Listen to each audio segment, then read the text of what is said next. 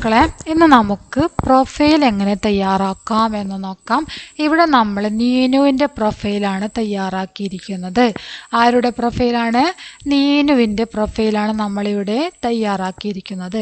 അതുപോലെ നിങ്ങൾക്ക് പ്രൊഫൈൽ തയ്യാറാക്കാൻ വേണ്ടിയിട്ട് ക്വസ്റ്റ്യൻ ഉണ്ടായിരിക്കും. അപ്പോൾ നിങ്ങൾ ഈ നീനുവിൻ്റെ സ്ഥാനത്ത് എന്ത് ചെയ്യണം?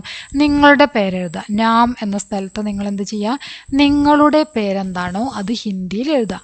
പിന്നെ ക്ലാസ് 5 ഇത് തന്നെയാണ് അല്ലേ, ഞങ്ങൾ 5ാം ക്ലാസ്സിലാണ് പഠിക്കുന്നത്. അപ്പോൾ അത് 5 തന്നെ എഴുതാം. പിന്നെ അതുപോലെ തന്നെ സ്കൂളിൻ്റെ പേര് GUP സ്കൂൾ ആയൂർ എന്നാണ് ഇവിടെ എഴുതിയിരിക്കുന്നത്. അപ്പം നിങ്ങൾ പഠിക്കുന്ന സ്കൂളിൻ്റെ പേരാണ് നിങ്ങൾ എഴുതേണ്ടത്. നിങ്ങളുടെ സ്കൂളിൻ്റെ പേരാണ് നിങ്ങൾ എഴുതേണ്ടത്. പിന്നെ ആയു ആണ്.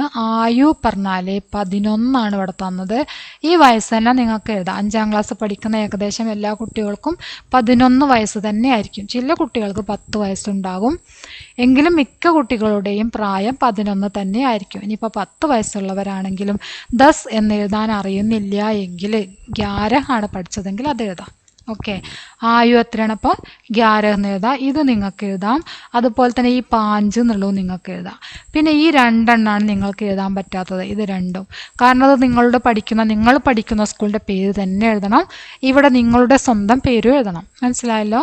ഇതാ അപ്പനാ പ്രൊഫൈൽ തയ്യാറാക്കാൻ പറഞ്ഞിട്ടാണ് ചോദ്യം ഉണ്ടാവുക. അപ്പനാ പ്രൊഫൈൽ എന്ന് പറഞ്ഞാൽ സ്വന്തം പ്രൊഫൈൽ തയ്യാറാക്കുക എന്നാണ് ചോദ്യം. അപ്പം നിങ്ങൾ എന്ത് ചെയ്യാണ്? പേരെഴുതുക. ആദ്യം തന്നെ നാം പേരെഴുതുക. നിങ്ങളുടെ പേര് ഹിന്ദിയിൽ നിങ്ങൾ എഴുതാൻ പഠിച്ചിട്ടുണ്ടാകും.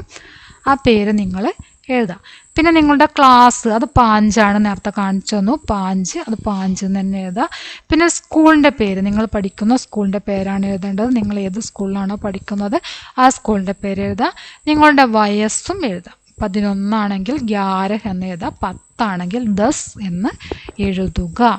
ഇത് നിങ്ങൾക്ക് എക്സാമിന് ചോദിക്കാൻ സാധ്യതയുള്ള ഒരു ക്വസ്റ്റ്യനാണ്, പ്രൊഫൈൽ തയ്യാറാക്കാനായിട്ടുള്ള ഈ ക്വസ്റ്റ്യൻ. ഓക്കെ, അപ്പോൾ എല്ലാവരും ക്ലാസ് കാണണം. നിങ്ങളുടെ അഭിപ്രായങ്ങൾ അറിയിക്കണം. ലൈക്ക് ചെയ്യണം, ഷെയർ ചെയ്യണം. ഓക്കെ.